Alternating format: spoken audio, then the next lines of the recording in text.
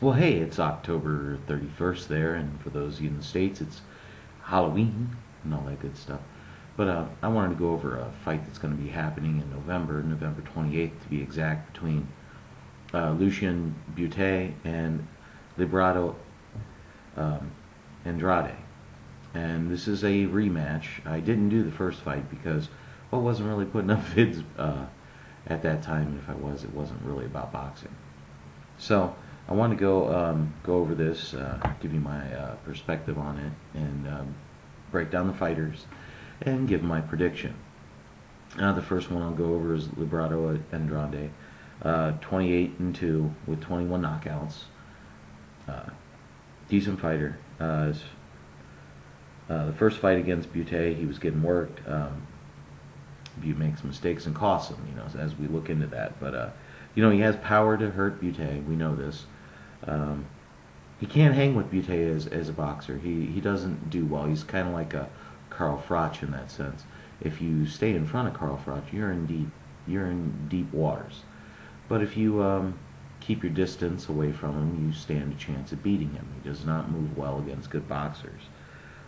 He was completely handled by Kessler, and watching that fight, you knew that he just can't handle a boxer of that magnitude. He holds his right too low. He does push the pace. He used the Sipko fight as a tune-up for Bute again. He fought another left-hander, his most recent fight that went the distance and stuff. And he has a nice right hand. And if you stand and trade with him, you're going to be in trouble. Now, he's limited in overall boxing ability, but he does have a good chin that keeps him in the contests. Now, he was knocked down in the 10th round against Bute, but that was a bogus knockdown. And a lot of people that saw that fight know he knocked Bute out at the end of the fight in the 12th round. So there's a lot of questions, and there was a very big demand for this rematch, and rightfully so. I ran out of time, but as we said, he does hold his hands too low. He'll take too many punches to give one or two. So, and the best two fighters he's fought, he's lost against, with Kessler and Bute. Over to Lucien Bute, 24-0, 19 knockouts, 79% knockout ratio. This is a redemption fight for him. He's a quality guy for giving Librado a rematch. I mean, you have to give him there. But he holds his left too low. He drops it even more when he throws his right hand. So as he throws the left, the right hand drops down. You see that? He's a counterpuncher, but he's not freakishly active as a counterpuncher. So he's not throwing 100 punches around on anybody. He's good. He has good, but not great speed. It's not there. I mean, he's pretty quick with the counter right hook. But he's very susceptible to a straight right hand. Being left-handed, you have that.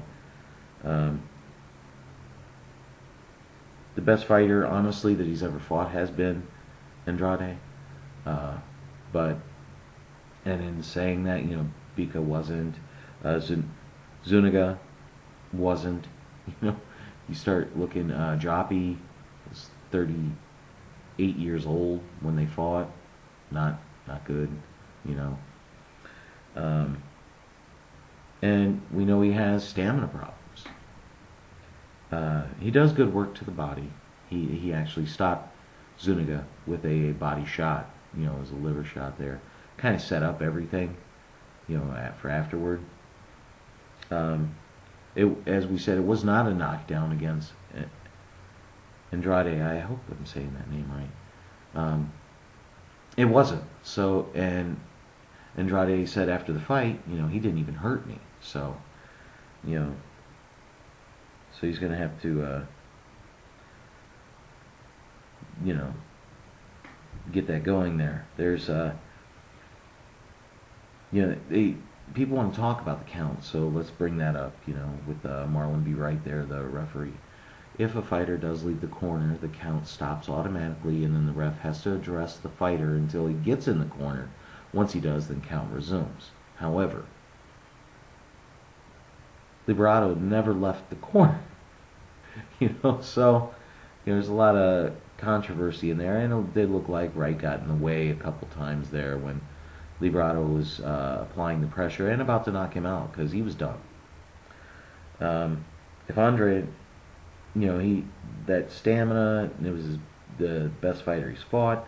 I want to throw out some names there: Mickey Ward, Eric Morales, and Joe Frazier. Okay, all three of those fighters won the first fight of a trilogy. But there was something in those fights that you saw that you knew they won, but you were like, wow, if they fight again, there's going to be problems. And all three of those guys actually went on to lose to the guys they lost to or beat, the next time they fought. And I think that's going to be the case here.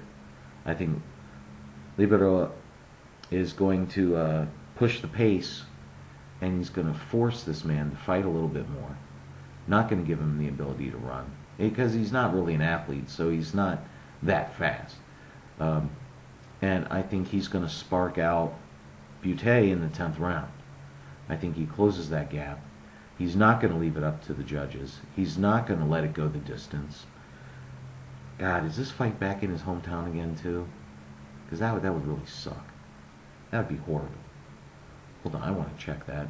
Keep you guys online with me while I go through everything and run these guys' names through and stuff like that. Because, God, I really hope it's not in Canada. Let's see here.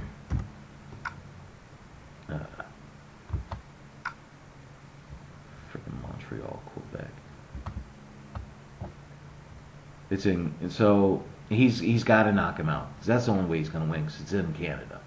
So I'm predicting a 10th round knockout for Andrade. There you have it. I think he has the ability, and we'll see. All right. Well, that's my prediction. I'm Bigragu. I'm out.